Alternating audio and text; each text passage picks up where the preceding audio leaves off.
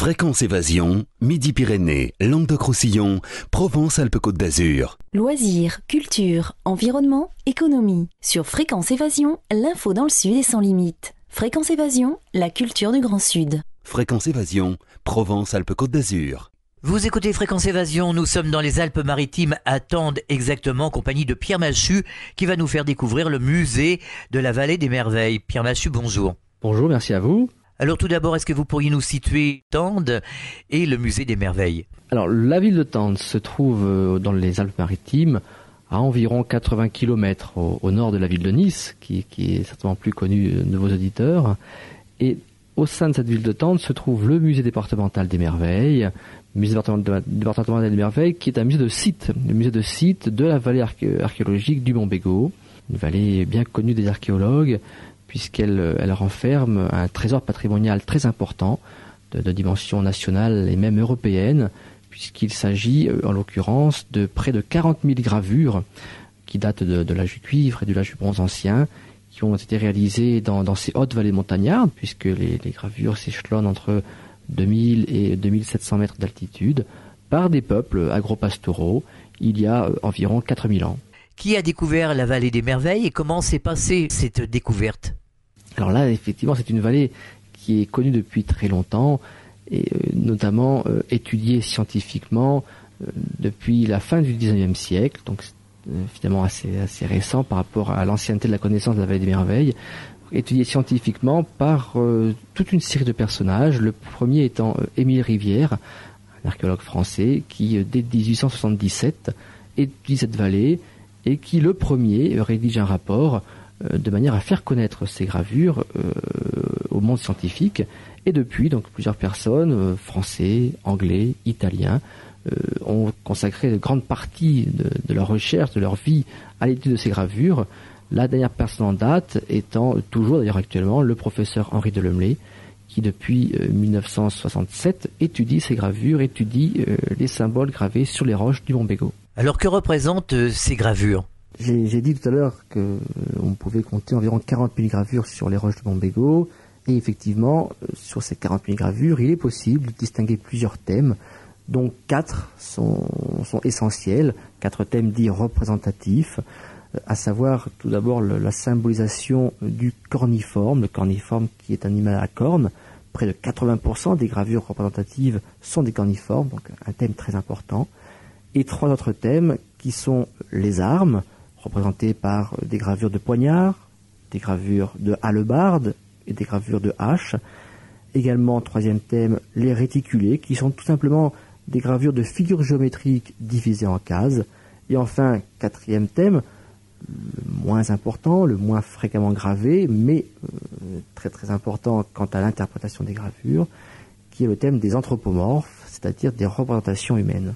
Alors est-ce qu'on a des informations concernant le mode de vie justement de ces hommes qui étaient là à l'époque et sur les animaux? Est-ce qu'on a des informations complémentaires dans les recherches? Est-ce qu'on a pu déterminer justement le mode de vie de ces gens-là et la chasse, etc., etc., tout ce qui composait la vie à cette époque? Alors concernant effectivement le mode de vie et l'environnement des hommes à l'époque, nous nous trouvons entre 3000 et 2000 ans avant notre ère. Nous sommes en présence de peuples agropastoraux, donc qui connaissent l'agriculture, qui connaissent l'élevage, ils ont maîtrisé la domestication depuis bien longtemps, et les animaux qui les entourent sont des animaux familiers, des animaux domestiques, parmi lesquels le taureau, la vache, le bœuf, mais aussi les moutons, les chèvres et également les sangliers. Je laisse à part le chien qui est un animal domestiqué déjà un petit peu avant, depuis un peu plus longtemps, et qui n'est pas forcément lié à un animal de bouche.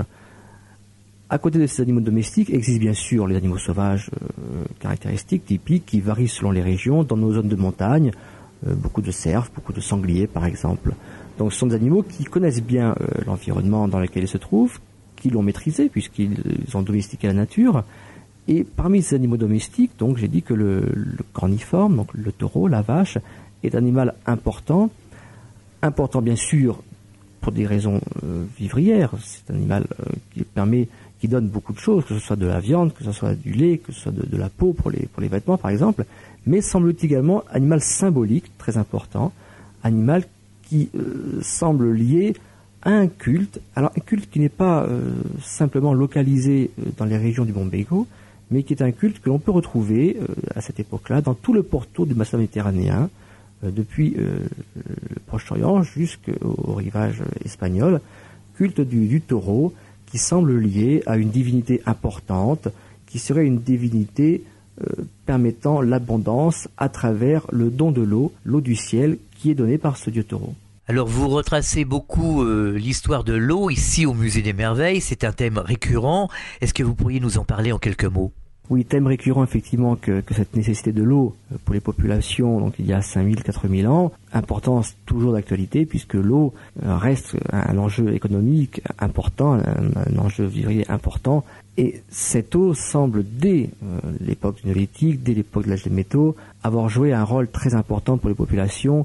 D'autant qu'à l'époque des gravures, les études ont montré que le climat était un petit peu plus chaud qu'à l'heure actuelle, entre 1 et 2 degrés plus chaud qu'aujourd'hui, ce qui fait que cette eau avait vraiment un rôle très important pour faire croître les troupeaux, pour venir irriguer les champs qui devaient être desséchés par le soleil estival. Et donc on peut imaginer que cette eau qui tombe du ciel, qui sourd des roches, qui vient de la terre, devait représenter une émanation divine, une expression divine pour ces populations, et avait donc grâce à cela, un rôle très important, à tel point qu'un véritable culte lui était rendu.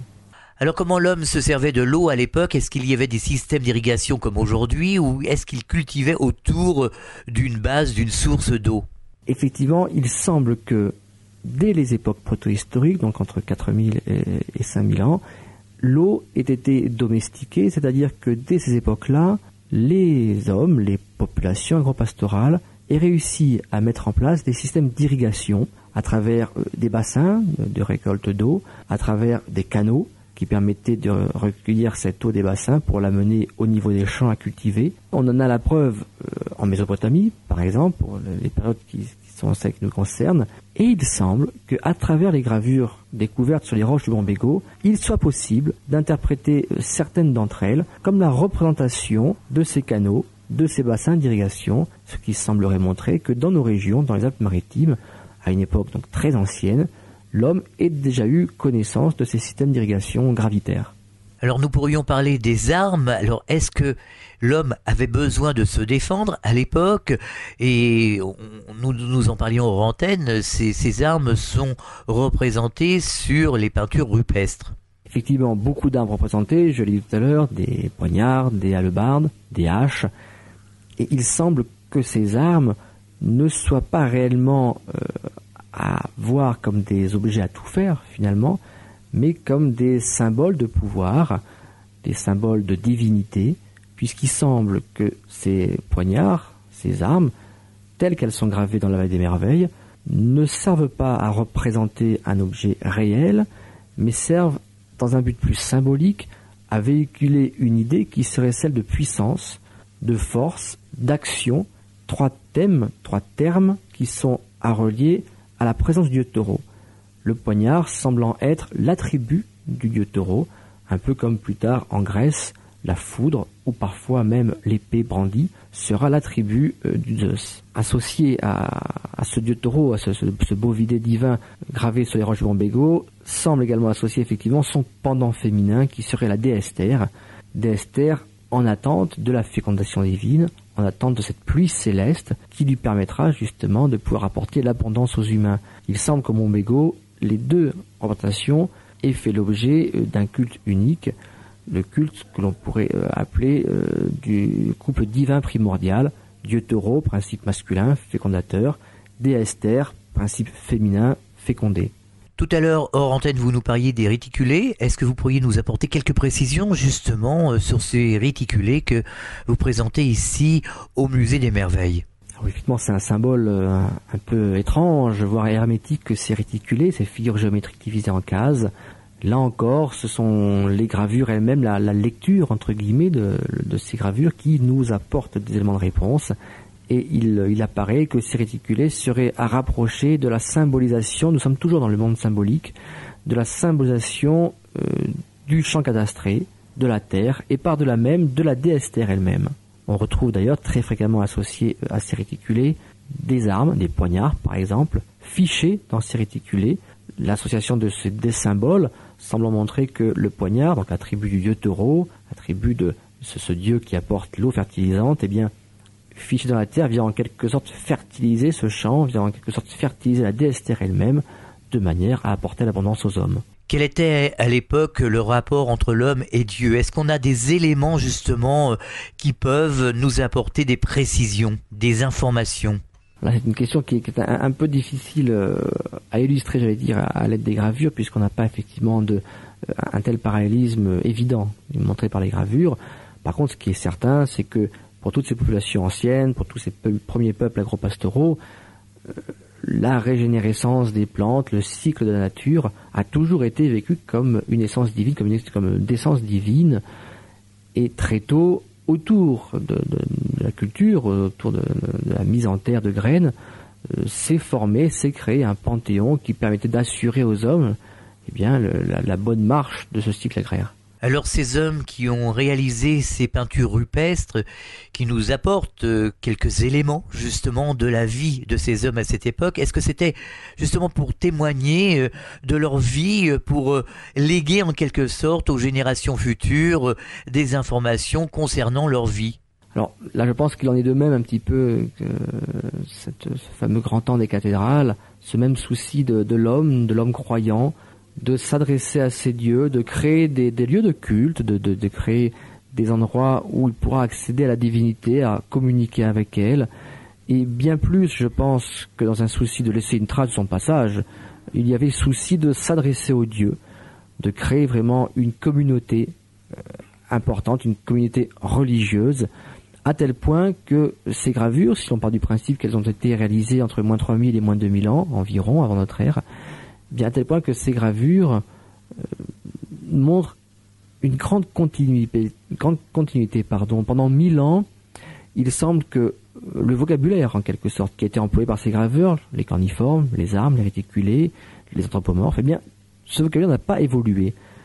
Les premiers graveurs, finalement, pouvaient être compris, le message délivré par ces premiers graveurs pouvait être entendu, compris par les graveurs des générations suivantes, ce qui montre qu'il y a vraiment un souci, certes, de transmettre aux générations futures, mais non pas dans un souci, j'allais dire, égoïste, de laisser une trace de son passage, mais dans un souci plus général, plus communautaire, de laisser un lieu de culte, de laisser un lieu où les prières sont adressées aux dieux. Alors ces peintures rupestres retrouvées au Mont Bégaud, comment sont-elles répertoriées? Alors, système très scientifique, cette vallée des merveilles, très vaste, environ 16 hectares, donc c'est quelque chose d'assez important, réparti sur 4 grandes vallées, vallée de Fontanalbe, vallée des Merveilles, vallée de Valmasque, vallée de Valorette, 4 vallées qui entourent le Mont Bégaud, 16 hectares, 4000 roches gravées, donc bien sûr nécessité de mettre au point un système de codification, de relevé de ces gravures, mis au point en premier temps par un archéologue italien, un sculpteur italien, Carlo Conti, qui le premier, dès les années 1927, a divisé ces 16 hectares en régions, des régions géographiques, elles-mêmes subdivisées en groupes dans lesquels les différentes roches étaient numérotées. L'équipe du professeur Delemlé, donc qui a repris les études du Mont Bégaud en 1967, est partie des mêmes bases, bien évidemment, de manière à enrichir ce gros travail qui avait été déjà fourni par Carlo Conti, avec ce même souci de garder cette division en zones, en groupes, puis en roches, ce qui permet très facilement, à l'aide de l'établissement d'une carte qu'on appelle un cheminement, eh bien de repérer ces roches physiquement sur un fond de carte, et donc ensuite de les retrouver sur le terrain, tout simplement par simple lecture de cette carte, sur laquelle sont indiquées différentes courbes de niveau, différents lacs, différents chemins, donc une cartographie très précise de l'emplacement des roches. Alors il y a des étudiants en archéologie, en anthropologie qui peuvent venir ici sur le site vous aider dans ces recherches. C'est l'avantage du Musée des Merveilles, effectivement, de pouvoir, en plus des galeries permanentes qui permettent au public de voir tout au long de l'année, finalement, contrairement au site lui-même qui est enneigé, donc de voir 12 mois sur 12, présentation de ces gravures et de l'interprétation qui peut en être faite, bien avantage pour les chercheurs d'accéder là encore à l'année à des sources documentaires importantes, à ce catalogage dont j'ai parlé, à ces 40 000 signes répertoriés, un fonds documentaire également important, toute une collection d'ouvrages qui se réfèrent aux gravures du Mont Bégaud, mais également de toutes les Alpes, du monde entier, des différentes populations qui sont liées à ces gravures, à l'univers pastoral qui est celui des Alpes jusqu'à nos jours, et également un fonds iconographique important en termes de diapositives, de photographies, qui permettent, comme vous l'avez souligné, à différents chercheurs de venir au Musée des Merveilles dans le cadre de mémoires de maîtrise, de DEA ou de doctorat, bien de venir réaliser leurs recherches finalement au pied du Mont Bégaud, au plus proche de la montagne sacrée. En dehors de ces chercheurs, je suppose que vous avez un rôle pédagogique justement pour les personnes qui s'intéressent à la vallée des merveilles et qui viennent ici au musée. Donc comment cela se passe-t-il ? Grand souci, grand devoir tout simplement du Musée des Merveilles, grand devoir pédagogique, vous l'avez dit à travers bien sûr la présentation en galerie permanente, mais également à travers la présentation d'expositions temporaires, mais aussi beaucoup pour le monde scolaire, à travers la possibilité aux enseignants d'amener leur classe tout au long de l'année pour que celle-ci fasse d'une part la visite du musée, mais également participe à des laboratoires expérimentaux en quelque sorte, des laboratoires pédagogiques où les enfants sont amenés à reprendre, à retrouver les gestes de l'archéologue, par exemple dans le cadre d'ateliers de relevé de gravure, ou bien encore à retrouver de manière encore plus ancienne les gestes de ces graveurs du Mont Bégaud. Comment réalisaient-ils leurs gravures, comment réalisaient-ils des poteries par exemple, comment réalisaient-ils des tissus à l'aide de métiers à tisser. Donc tous ces gestes qui permettent à l'enfant en quelque sorte de mettre en pratique, de mettre en geste ce qu'il aura appris au cours de la visite du Musée des Merveilles, ce qui permettra également de le sensibiliser à ce patrimoine des gravures, ce patrimoine archéologique qui, ne l'oublions pas, est un patrimoine menacé et donc dont on doit prendre le plus grand soin si l'on veut pouvoir le léguer, le transmettre aux générations futures. Eh bien, merci de nous avoir parlé de ce musée des merveilles. Je vous conseille de venir ici à Tende, découvrir ce magnifique musée ainsi que la vallée des merveilles. C'est vraiment un site magnifique.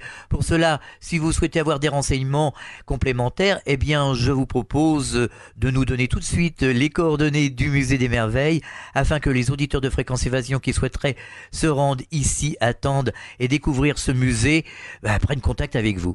Alors le musée des merveilles se trouve donc bien sûr à Tende, dans les Alpes-Maritimes, avenue du 16 septembre 1947. Le numéro de téléphone, c'est ce qui est certainement le plus pratique, le 04 93 04 32 50. Également adresse internet, le www.museedesmerveilles.com, musée des merveilles en minuscules, sans accent, attaché. Eh bien merci, au revoir. Au revoir. Je vous rappelle que vous pouvez vous rendre à Tende par la voie SNCF au départ de Nice. À bientôt sur Fréquence Évasion, dans les Alpes-Maritimes, partout dans le Grand Sud, entre Menton et Toulouse. Fréquence Évasion.